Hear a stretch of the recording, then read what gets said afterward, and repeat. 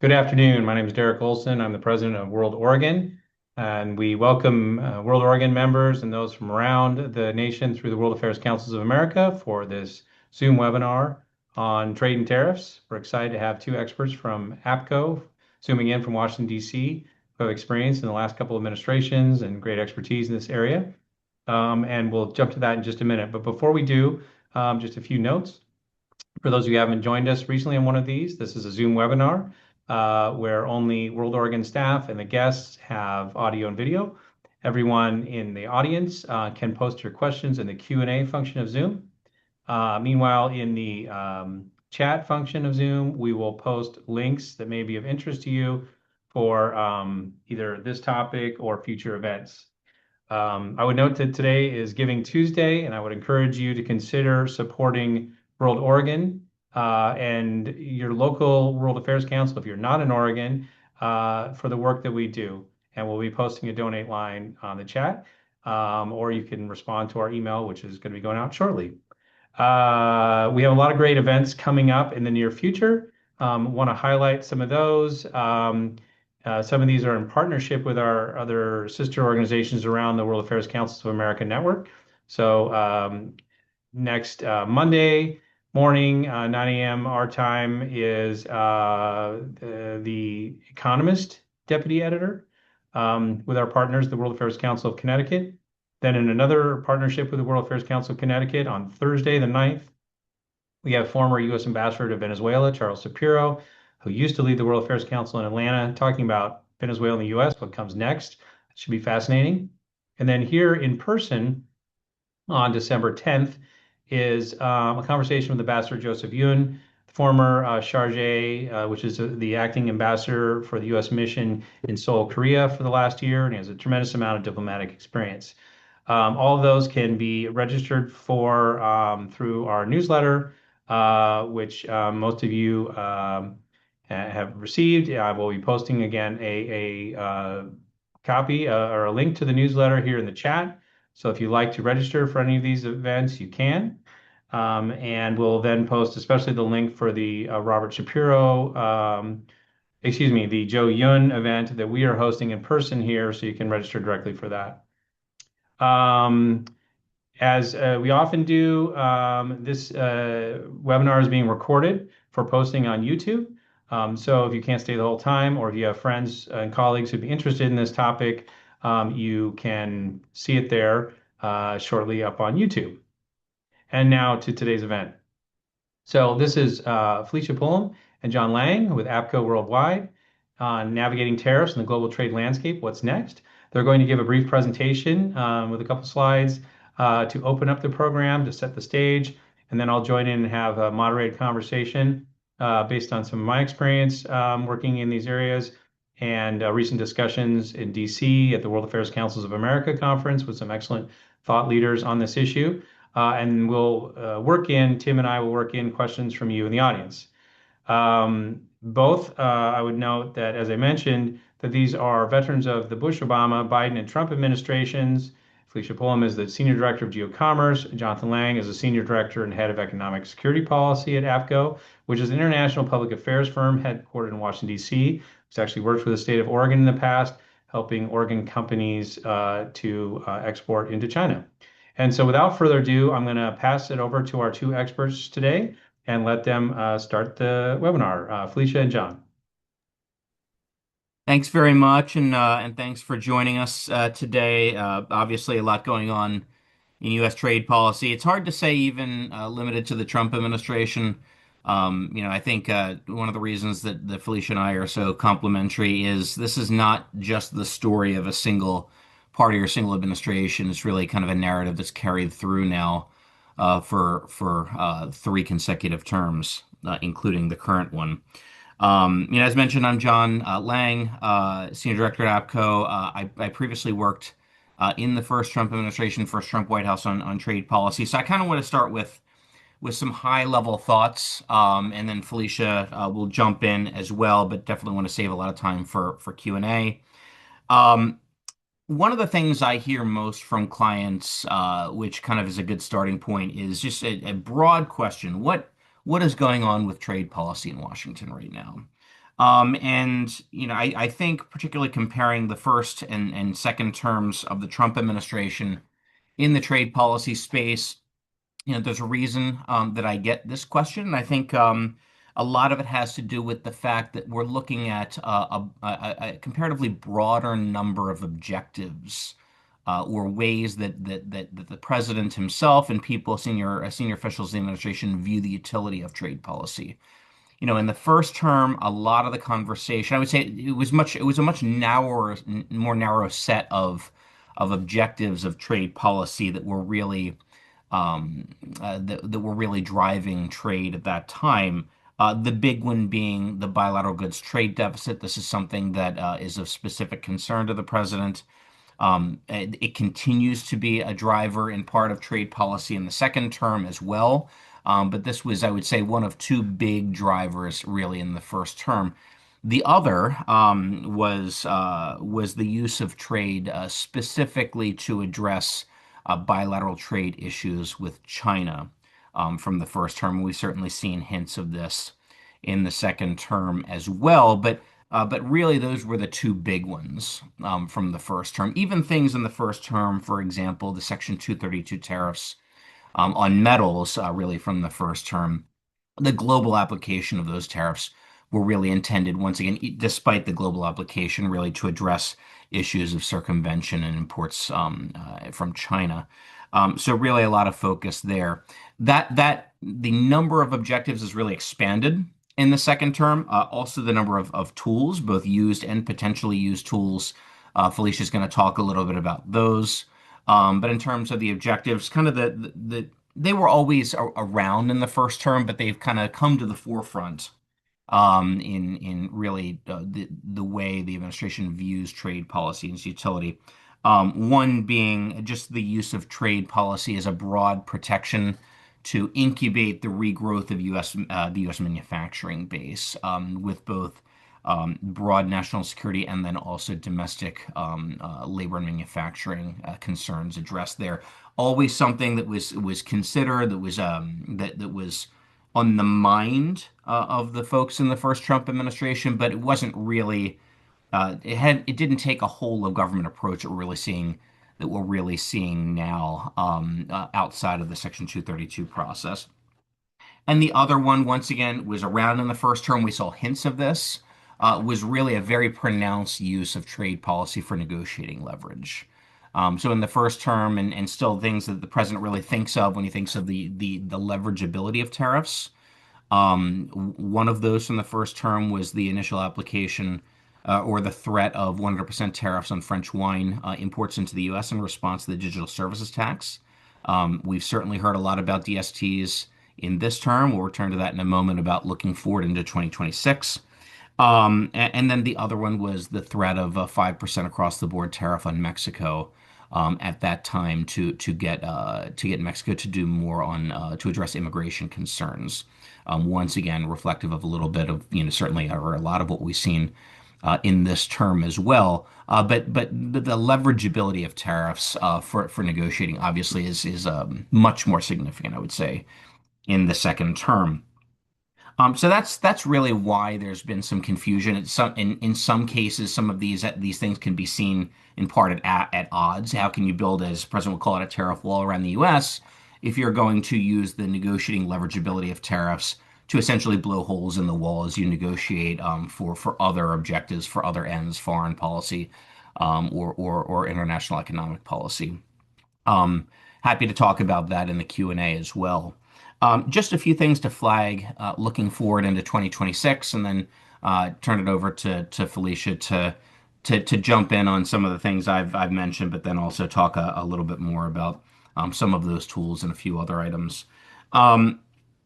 So recently, just kind of going backward from more recent trade action, we had the president's trip to Asia last month. Obviously, a big component of that, or one of the more notable components, was the meeting between President Trump and Xi Jinping in Korea, and the announcement of at least the framework of a trade deal for that meeting. This will carry forward at least the parameters through 2026. I would call it fragile. There are things I would actually say, while the terms of the deal, which the two big parts kind of delay elements of it for a one calendar year, um, some of the things that were noticeably absent that I would that add to the fragility of that agreement, carrying through 2026 and certainly making it a watch point, are one, no mention of inbound investment from China into the U.S. And investment announcements have been a very prominent feature of a number of the reciprocal trade negotiations and deals and frameworks announced for other countries. Little said there. And then the other really thing that makes it, I would say, comparatively fragile is because, and something that you saw that would be a difference from the first term, a lot of the non-tariff barriers, long-standing trade irritants that exist between the U.S. and China, really not specifically addressed in the terms of the negotiation or the framework as announced. So those are still outstanding, but at the same time, uh, some reinforcing mechanisms to kind of carry that forward in 26, and happy to talk about what those trip points, those trip wires, and what those reinforcing mechanisms might be. Another one, and we've seen this recently as well, the beginning of the process for the 6-year periodic review of USMCA.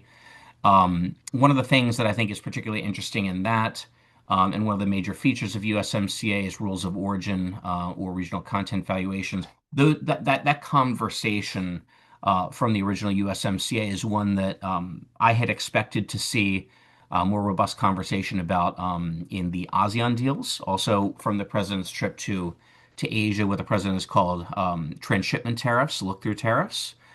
This will really force a conversation around what exactly that will look like. So, while that was another thing outside of China, but not specifically addressed in a kind of a complete capacity or with full transparency with the deals announced in Southeast Asia, a particular topic that will then come up in 2026 in the context of USMCA. US EU. We've just had, in terms of transatlantic trade, Secretary Lutnick, Ambassador Greer in Europe. I think that there are, and I mentioned the digital services taxes. I would say that the transatlantic trade picture is in for a rocky 2026 for a number of reasons. The president is very focused on digital issues. Some of those are within, some of those are not within the competency of Brussels.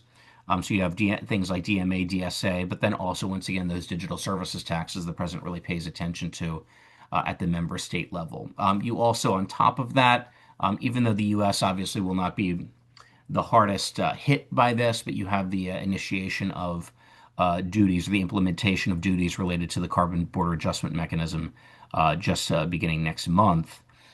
That was part of the negotiation in the U.S. EU trade deal announced over the summer, particularly around regulatory compliance, things like that. But kind of what that looks like, I think, would be another potential headwind, or how that rolls out in the transatlantic trade picture.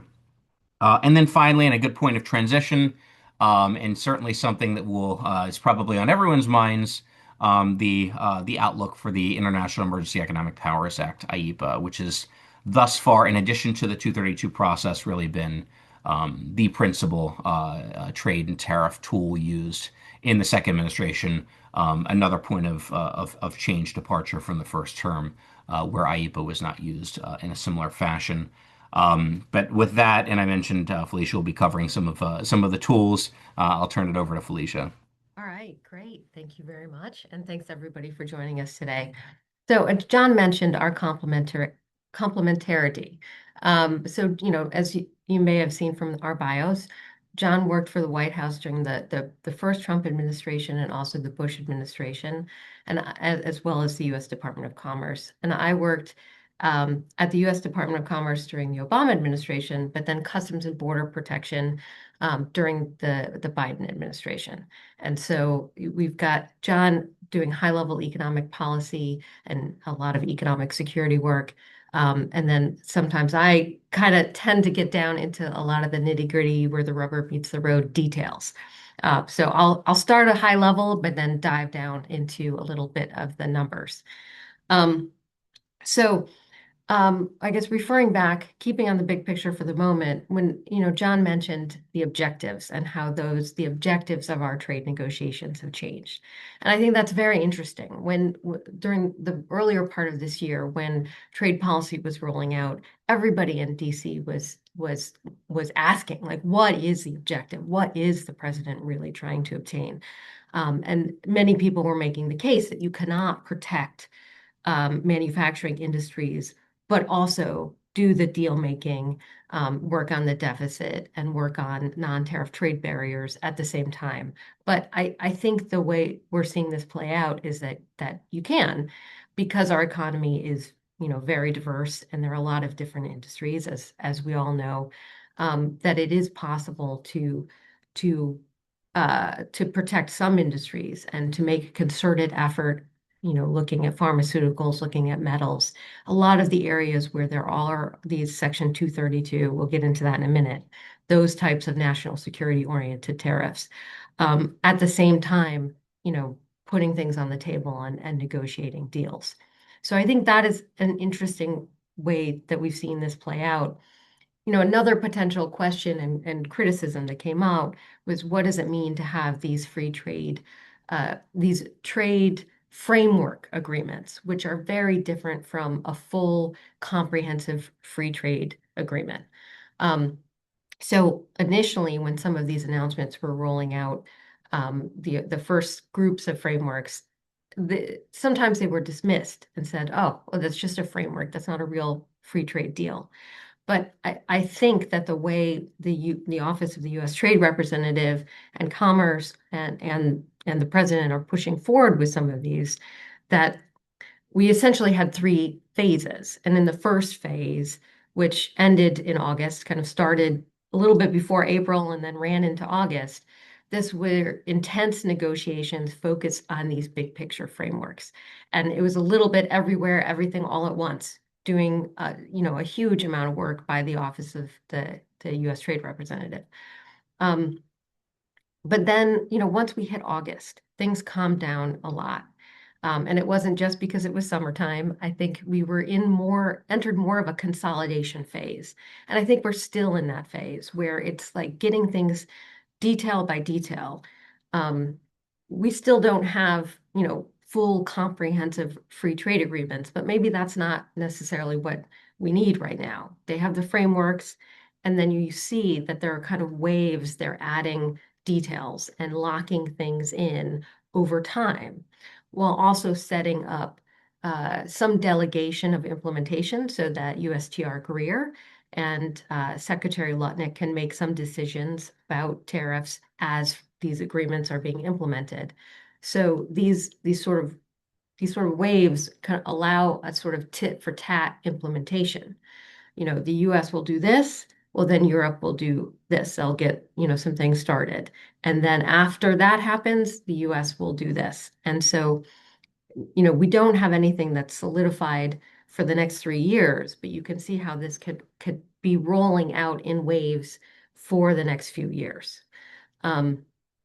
I think we're also seeing in this phase very detailed focus on things like the traditional trade agreements include. So non-tariff trade barriers, as enumerated in the USTR's annual publication, the National Trade Estimate. So they've just, I think, closed a public comment period on that.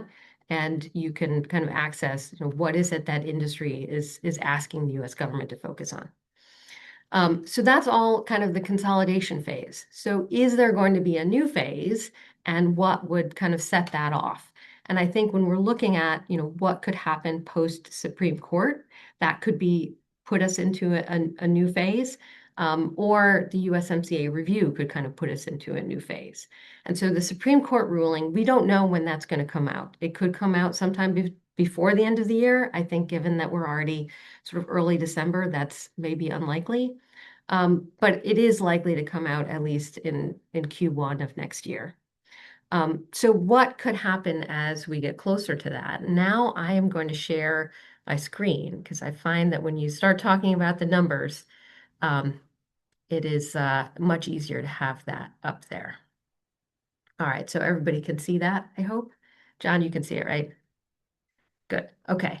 So these are the different tariff authorities. And you have up at the top the International Emergency Economic Powers Act, or IEPA. And that's what everyone is talking about with the Supreme Court. It allows the president the power to investigate, regulate, or prohibit certain economic transactions in response to a declared emergency. And this is really the basis for the reciprocal tariffs, the ones that we talk about the most, as well as the fentanyl tariffs on China, Canada, and Mexico, and then the special tariffs on Brazil, and also the tariffs related to India and the purchase of Russian oil. So those are kind of the extra tariffs on India. And these are what the Supreme Court is reviewing. So if the IEPA tariffs get overturned, then what are the options that the president retains for taking action? And so I think, John and I agree that there are pretty substantial powers that the president still has to roll out tariffs. And so there's still a good degree of leverage to continue with the trade negotiations. You've got Section 122, which came up a lot also during the discussion of the court case, because this was designed specifically to counter, quote, large and serious balance of payment deficits. This is limited to a 15% rate, and some of the reciprocal tariffs are well above 15%, but many of them are 15 or 10%. It's also limited to 150 days unless Congress votes to extend them. And so that's always a possibility too. This is something that could be implemented simply by presidential proclamation. You don't need an investigation or a lengthy comment period. So this is something that is fairly flexible and broad. You also have Section 338, which has not really been used in the modern era. It's kind of long forgotten. And it is also a determination based on, quote, unreasonable action or discrimination against American industry. Section 232, this one we'll talk about a lot. This is managed by the U.S. Department of Commerce, and it includes investigations that typically are quite long, but they don't have to be. And there are many investigations that the administration has already completed, but may not have yet rolled out. This has a national security focus. So the question is, do imports impact the national security of the United States in whichever industry is being investigated? There's low litigation risk, at least certainly compared to IEPA once it's in place. And the president has shown how flexible this can be. So, for example, around the time that we were talking about the acquisition by Nippon Steel of U.S. Steel, the president announced that he was increasing the steel and aluminum tariffs from 25% to 50%. And there was less than 3 working days notice between when he announced it and when they went into effect. More recently, there's a process that the Commerce Department has established to add derivative products. So instead of just saying steel, you might say metal furniture. So it's kind of products derived from steel and aluminum. And so when that process played out, the Federal Register notice announcing the new products that would start to be tariffed went out at 4:15 Eastern Time on a Friday, and they went into effect at 12:01 a.m. the following Monday. So there was not even an hour's worth of business time on the East Coast for that to go into effect. And then Section 301, that's another option, which is focused less on the sector and more on countries. And that's managed by the Office of the U.S. Trade Representative, and it focuses on unfair trade practices with low litigation risk as well. But you have also notice and comment periods, so there's a little bit more warning that people can get before there's action. So now what happens? Let me go to the next slide. What happens if the IEPA tariffs are overturned? And this is the question that I am getting most frequently from the business community is, will we get our money back? And the answer is a little bit complicated, but the basic thing is that for U.S. Customs and Border Protection, refunds are a normal part of their business process. They give refunds for various reasons, just like we get our tax refunds every year. CBP can give refunds on tariffs. So who decides what happens after the Supreme Court rules? If the Supreme Court overturns the tariff, they could order the refunds to be given. They could also order Customs and Border Protection to suspend liquidation. We'll talk about that in a second. Or they could remand the decision down to lower courts and let the lower courts, including the Court of International Trade, which is kind of the main court that is used to handling this type of question, kind of send it back to them to make the decisions. And then if there is a decision that, companies should be refunded, then this becomes a question for the Trump administration about how they want to implement the refunds. Now, it is technologically possible for CBP to go through the records and see the tariff codes that are used when importers pay the IEEPA tariffs, and they could proactively issue a refund. I think many people believe that that's unlikely to happen automatically. Instead, they may require companies or importers to proactively request a refund. So there's 3 phases during which you could do that. One is the post-summary correction phase. So this is after you bring goods into the US, there's a period. So you bring the goods in and you pay the tariffs. And then there's a period where the tariffs aren't quite final. So it's like a little bit of a window where if you realize you make a mistake, you can kind of file a post-summary correction to try to get your money back or to pay extra money if you realize you underpaid. But it also is a period where CBP can go back and review what it is you've paid and determine whether or not you've paid the right amount. So during this phase, you can amend entry documentation. And so our recommendation is to track the goods that you've imported and understand kind of, what their tentative liquidation dates are and request an extension for the liquidation period. You may or may not get that extension, but it's worth requesting anyways. Now, that is something where CBP, because of the litigation, they could issue a blanket extension, but TBD, that is up to the administration whether or not they do that. So after it's liquidated, what else can you do? Well, there's a protest process, and this is also something that CBP is very accustomed to. I know that sometimes importers are nervous about filing a protest because it sounds a little harsh, right? It's like I'm protesting CBP, which I know something that is maybe not all that unusual these days either. But for CBP, looking at the customs issue, it's normal. You submit a form, it's Form 19, you have 180 days from the date of liquidation to do that. So then there's a protest filed, CBP can evaluate that protest and make a decision. And if they decide against a refund, then you can go into litigation. And again, you have 180 days after the protest is rejected to file the lawsuit. So I'm going to stop sharing the screen here and kind of we'll wrap up this part, and I think we can go into the Q&A period. Derek, back to you. Well, great. Thank you. That was a very expert and in-depth look, and actually, frankly, calmer than most of the discussions I hear about regarding tariffs. I'm having just returned from Washington, D.C., where Tim and I were there for the World Affairs Councils of America conference, and I had a chance to go with the board of the World Affairs Council of America to meet with the Vice President for International Policy, the U.S. Chamber of Commerce, John Murphy, who's actually been out here a couple times in Oregon to speak with World Oregon members as well as businesses about tariffs.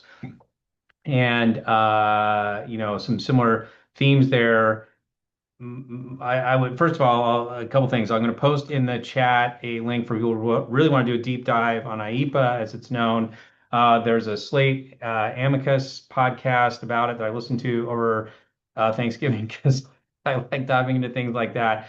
And let us say that the summary of that was sort of summary that I heard from many places in DC is that the odds seem to be that the Supreme Court will overturn the administration's position on IEEPA. And as one person told me off the record, they thought it would be odd if they overturned the core decision but didn't issue refunds. especially since, as you note, and others have noted to me, that refunds are a fairly regular part of the tariff business. So before we talk about some of the others, I guess maybe just a little bit more on IEPA, because to me, as I mentioned in the podcast, and the question that arises to me is, why on earth would a president use other sections of the law regarding tariffs that are much more cumbersome and require or studies and comment periods and that if they have the ability to just issue a tariff through IEPA. So I guess I'll put that question to you. I mean, it's sort of question, why would you use these other sections if you could just do it under IEPA? Wouldn't you just then, the administration, any administration, just do tariffs under IEPA? I mean, I'm happy to take a first stab at that. Well, first I'll talk about what I would imagine, speaking for myself, the Trump administration view is, and then get into other potential administrations and the use of IEPA for tariff application. So IEPA and Felicia in her description of some of the other alternative tools, should IEPA in part or in whole fall at the Supreme Court, um, there are differences between them in terms of scope of application. Some are country focused, some are sectoral focused. Right, IEPA, it could be either, so it has greater versatility there. Some of the tools that Felicia mentioned, are governed by the Administrative Procedures Act, do have required, public comment period, investigation period, depending upon the tool. And some are, kind of the are some are more or less open to potential litigation depending upon the tool. So a lot of questions there. The big benefit that I think the Trump administration sees with IEPA is the lack of process and the speed of application, as well as kind of the versatility of the tool. It could be defined as broadly as you want it. It's not limited or focused by sector or country or what have you. But the speed is where, particularly when it comes to negotiating leverage, as something, it could be in the international economic space, it could be in the broader foreign policy space, something pops up that you want to try to weigh in on. The speed with which IEPA can be brought to bear, which really it could be written up in a day in an executive order. There's no defined process, even within the interagency, putting aside the required investigation period, what have you. It could be, as long as White House counsel, for example, would see it and sign off, then it's fine for rolling out. So it's very quick to employ to roll out. And it just makes the leverage that much more real rather than saying, okay, well, we're gonna initiate a 3, 5, 6, 7, 8 month investigation, and then we'll talk about the use of this tariff as as possible leverage for whatever the, right, the foreign policy objective is. So I think that's one thing the administration certainly values in IEPA. There are other tools where that would certainly be possible. Section 122 tariff would be similar, although limited, as Felicia mentioned, in time of application and top line tariff rate of 15%. Now that could be stacked on existing tariffs. The 232s, once they are implemented, similar to 301, you can play around with the tariff rate, and we have seen that. So if and Felicia mentioned that the number of 232s, some are already applied in metals and autos and others. Some are completed, likely, but have not officially rolled out. But because derivative products have been included in all of the investigations, if you define that broadly, particularly for things like critical minerals and semiconductors, so much is a derivative product of those types of things, certainly metals and other raw material inputs, that could take a very expansive scope, even though it is sectoral based, not country. But then also you could, very quickly in terms of that rapid leverageability, increase or decrease the tariff rate. And that's where we've seen some negotiating of those tariff rates in 232 as possible alternative of tariff rate quota in the reciprocal tariffs. We saw a good example of this was earlier this year, back when the metals tariffs were 25%, not 50, which they currently are. And you had Doug Ford, the premier of Ontario, say, okay, we're going to apply I think it was 100% tax on electricity exports to the U.S. And then the president said, okay, well, we're going to double the metals tariff rate, the 232 tariff rate on Canada specifically. And then both walked that back. Once again, speaking to that rapid leverageability. For other administrations, welcome Felicia's input here as well. So just for bipartisan speculation, I think others um, may value the kind of the rapid deployment of these tariffs if they view the leverageability similar to the Trump administration. But conversely, they might value the investigation period and that period between the initiation of the investigation, the actual implementation or not of the tariff, simply because it allows time for commerce to adjust or at least see the runway, get the expectation of the tariff coming. So it really depends upon, kind of once again, how a future administration might view the utility of the tariff, specifically around the speed of deployment. Yeah. And so maybe I think, one question here is why didn't previous administrations use this? And I do think that on the one hand, um, there was, I mean, during the Biden administration, we spent a huge amount of time and like seeking public input. I mean, this was something that we genuinely valued and wanted to hear. But the litigation risk was real, and people have been aware of this litigation risk and how can you use IEPA? What can you use IEPA for? That's a real question. And so now we're at the Supreme Court. And so I think, Derek, this gets to kind of the heart of the question. And part of what's at the Supreme Court is why would you use anything else if you can always just use IEPA and it's easier for the president to do that?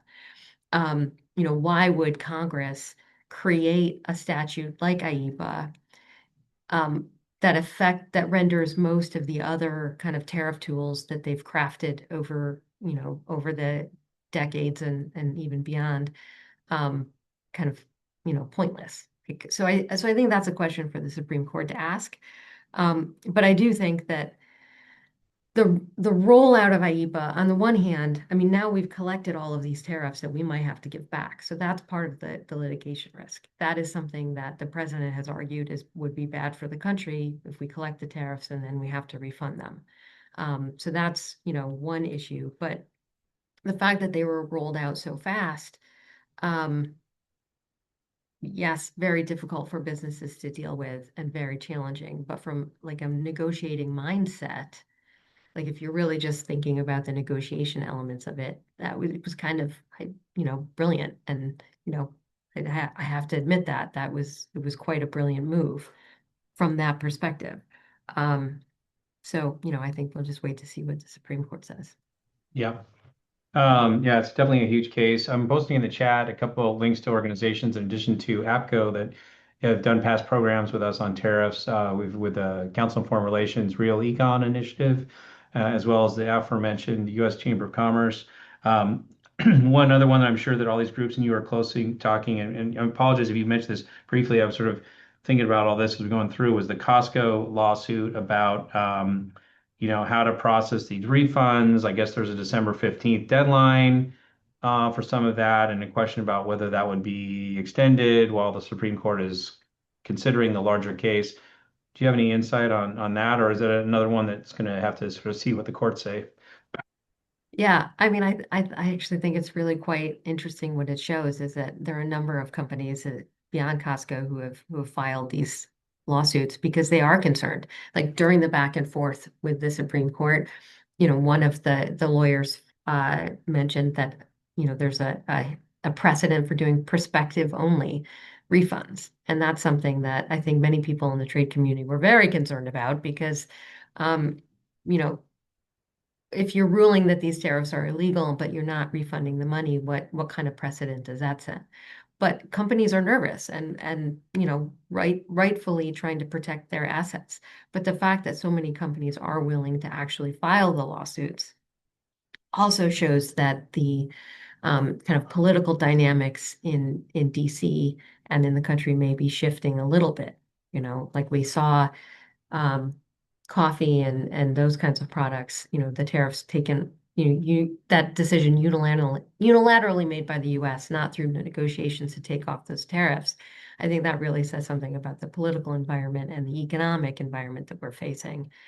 Um, And so the fact that these companies, concerned about getting their money back, but are willing to put themselves on the record out there with their own lawsuits also shows a little bit more comfort in sort of, you know, I don't want to say coming out against the president. That's not what I mean, but I mean kind of a lawsuit against the Right. president essentially is that. So Well, I mean, that's an interesting point because, of course, yeah, the key case that the Supreme Court is deciding was both brought by states, including the Oregon Solicitor General led the arguments on behalf of the states, but then a bunch of coalition of small businesses rather than large businesses. So right. that's an interesting aspect. What about some of the recent rollbacks in some of the tariffs regarding products that frankly are not produced in the US or produced in such small numbers where we're heavily reliant on imports? I'm thinking of coffee, bananas, things like that. I mean, that was rather interesting given that, one could have predicted from the start that that was going to be a challenge, given that, there is no opportunity really to create a domestic industry, since I know that part of the rationale for some of the tariffs is to increase local agriculture or manufacturing, which in the case of bananas and coffee, for instance, is nearly impossible. John, you want to go first? Yeah, I mean, I think to your point, this is not an area where particularly you're going to have a necessary tariff barrier to preserve and protect the regrowth of manufacturing. These are not manufactured products. So I think, when it comes to ag imports specifically, it it doesn't run afoul of the coalitions representing different interest areas in the administration for different priorities of tariffs. So it's not running afoul of the concerns over import dependence on China. It's not running afoul of those who are trying to insulate U.S. manufacturing, things like that. But then obviously it's also responsive to consumer interest and response. So it didn't really run afoul of a lot of those things that I do think are reinforcing of the president's trade policy. Yeah, and I think that that sometime in September there was an executive order that came out that delegated certain things down to the USTR and Commerce to continue with the negotiations. And as part of that executive order, we had Annex 3, which was the list of goods not produced in the US and a few other categories that are sort of were being put on the table for negotiations with other countries. So basically, the administration said, here's a list of goods that we're willing to potentially drop the tariffs on as part of our negotiations, but not every country is going to get every, every tariff dropped. So the countries we're negotiating with, you have to kind of pick which ones you're going to ask us for. So that kind of put a different element to the negotiations. It was sort of a round where you had this additional type of leverage that was offered up. Um, and so, first of all, those came from someplace. Like, where did those goods come from? They came from, the American public and industry advocating to the administration that, these are things we can't produce. These are things that it's costing us money. It's hurting our businesses. You know, we want you to drop the tariffs on. So that came from someplace. But in the past, like if you look at the first Trump administration, companies wanted exclusions. There was a process where they would go and they would apply to the administration for an exclusion, and they would say why. And this is a practice that has happened for many years, where you have miscellaneous tariff bills where people are asking for specific exclusions. So instead of doing that, the way the administration did it was say, you can tell us, yeah, tell us what you want exclusions on. But you, as a business, now you also have to advocate to the governments of the countries that are negotiating with us to let them know that you're importing these goods from their country and this is important to you, and advocate to them that they should then include that as a priority in their negotiations. And essentially, it was a way for the administration to not like, quote, give anything away for free.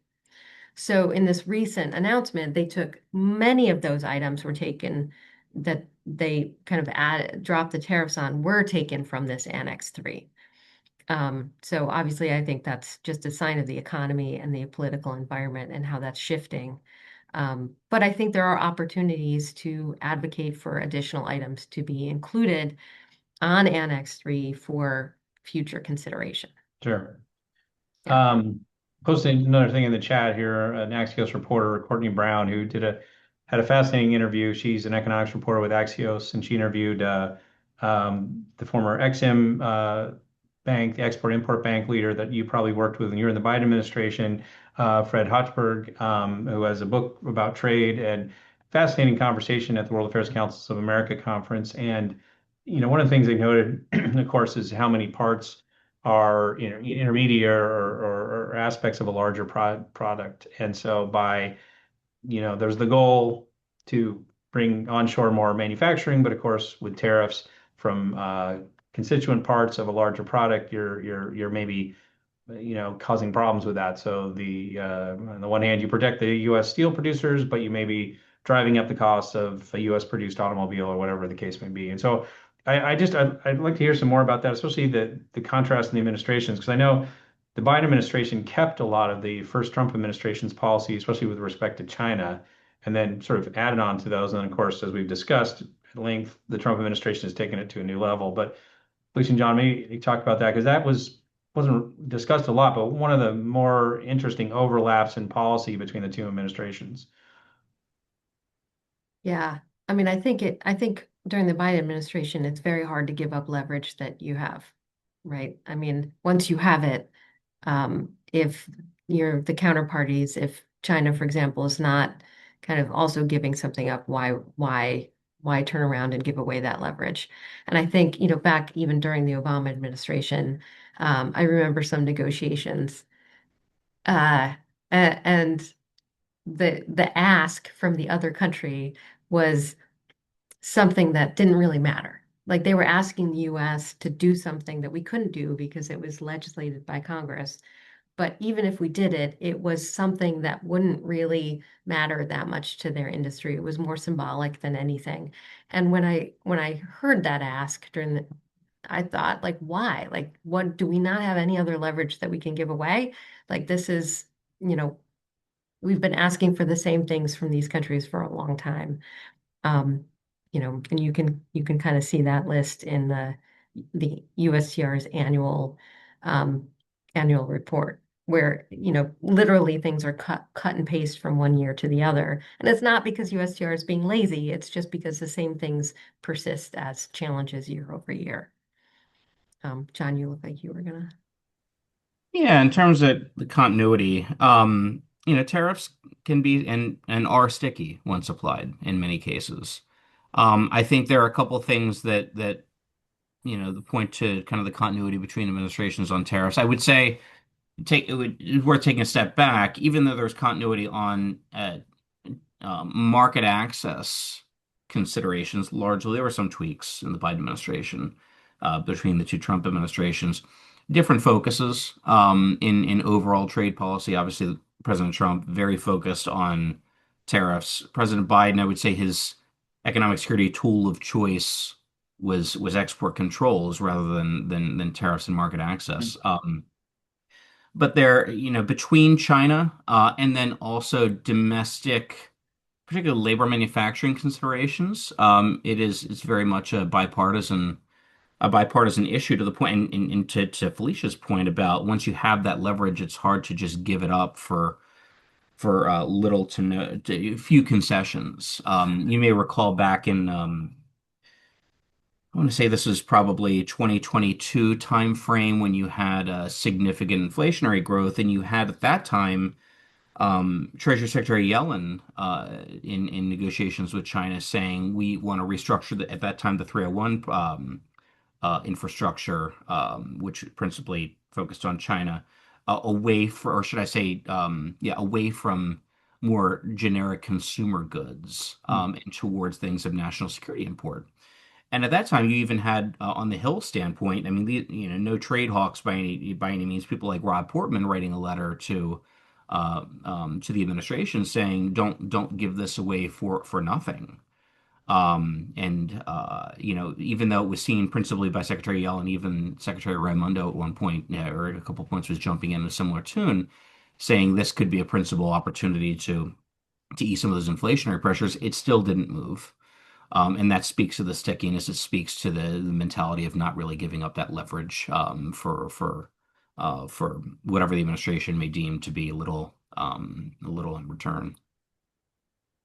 We talked about this a little bit, but maybe you could dive in a little more about how all the tariffs relate to, the administration's sort of verbal cajoling on what the interest rate level should be, or, other aspects of the administration's economic policies.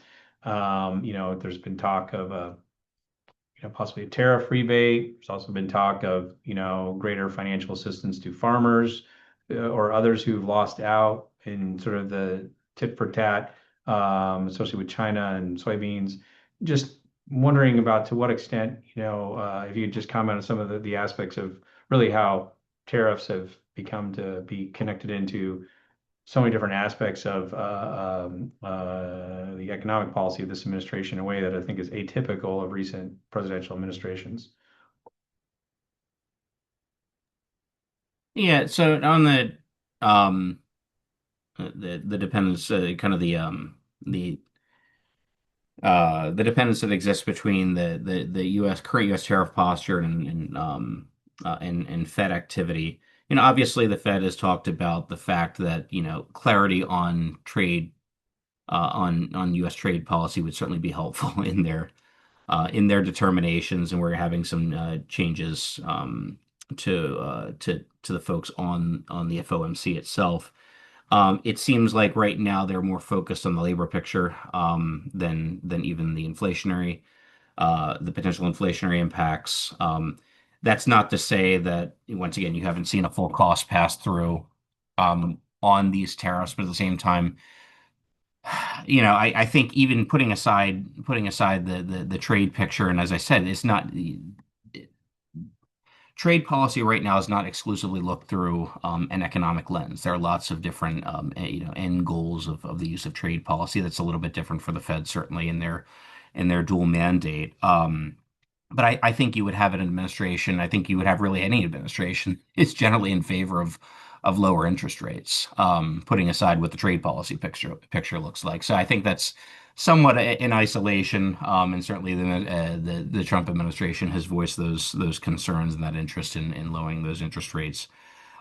Certainly more reflective of the labor picture right now. But as you mentioned, you can't look at market access or some of these things in isolation. I mentioned export controls in the case of the Biden administration before. We've seen greater overlap or coordination between those two tools, certainly in this administration. I would say even then comparatively, certainly compared to the first Trump administration, where when countries are negotiating their reciprocal trade deals, frameworks, whatever they come out to be, depending upon the country. Export controls are certainly part of that conversation. They certainly have been, with China specifically, as well as a number of other countries. So that's, those um, the you can't look at each piece of this puzzle, whether it be export controls, investment screening, industrial strategy in isolation from tariffs and market access. And I think that will certainly continue, beyond the term of the Trump administration. So another question from the audience. What's your impression of the investment commitments that are associated with some of these trade deals? And how does that track both either the first Trump administration or the Biden administration to how much of those are sort of repackaging existing commitments or commitments that may not actually happen? I'm thinking like for instance, the semiconductor investment that was supposed to happen in Wisconsin but never really panned out. Yeah, so I mean, I think some of the commitments are actually not that far off from historical trends. So if you look at the size of the investment commitment from Europe, for example, and that was really perspective. That was not something where the European Union was going to guarantee that European companies were going to invest that much money. But it's not that far off from what European companies already invest in the United States over the course of multiple years. For some countries, it's much bigger, right? Like I think that the Japan is the largest investor in the U.S. but the chunk that they were committing to is much higher.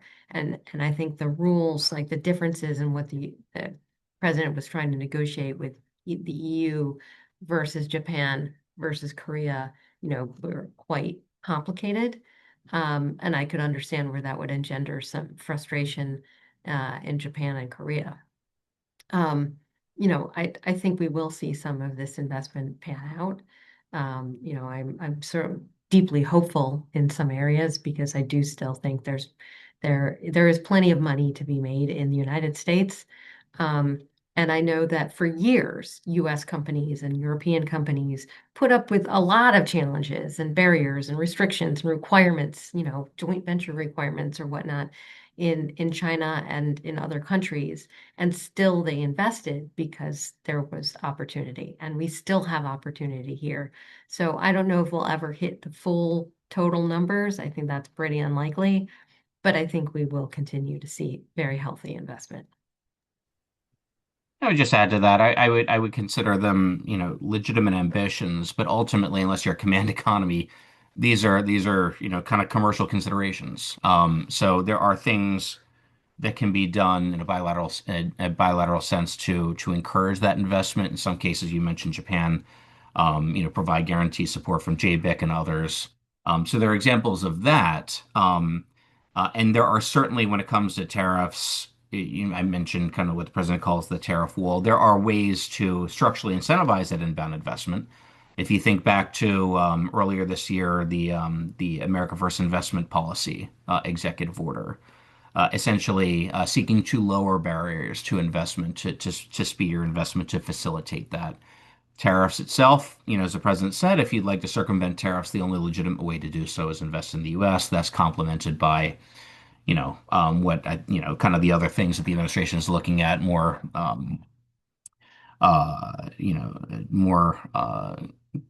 commercially sensitive regulatory structure in the U.S., taxes as well. And when it comes down to it, the U.S. ultimately is two of the irreplaceable elements, certainly continue to be the indispensability of the consumer market and the capital market structure as well. So, I mean, there are a lot of the reasons when it comes down to the numbers themselves. There's a lot that goes into that. That's what I would call them, legitimate ambitions. Wait to see as to what the actual level ends up looking like, but certainly positive either way. Thanks. And of course, we don't really have time to get into it, but as like delved into a lot of, for those who want to dive into this more, typically, the trade deficit is offset by capital inflow, which of course represents a lot of this. And so in theory, if we're reducing our trade deficit, we may not have as much capital inflow. So it bears watching. Well, I'd like to thank both of you for your sharing your expertise on this hot topic that literally changes by the day. And so I would just note for our audience, watch this page because we will continue to have more with experts like John and Felicia. And like I said, we'll put this up on YouTube and continue to track this.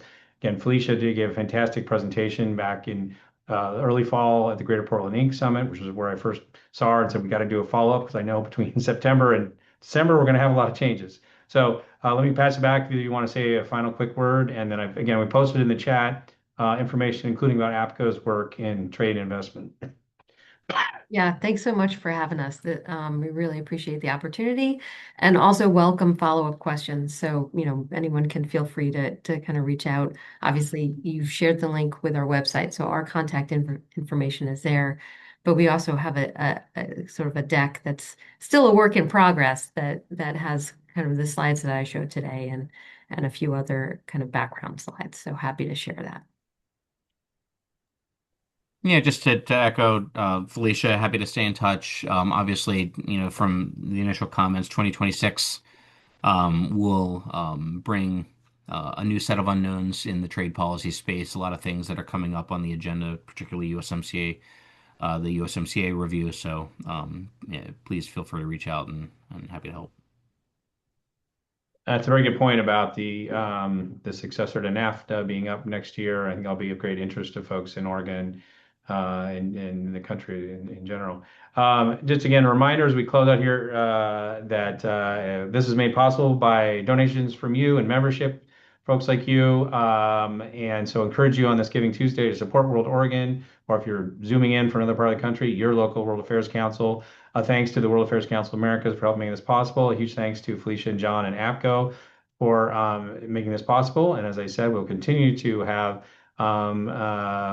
talks both in person and virtually to track this important issue for Oregon's economy. So thanks so much. Wish everyone a good Giving Tuesday, and we'll see you at the next event.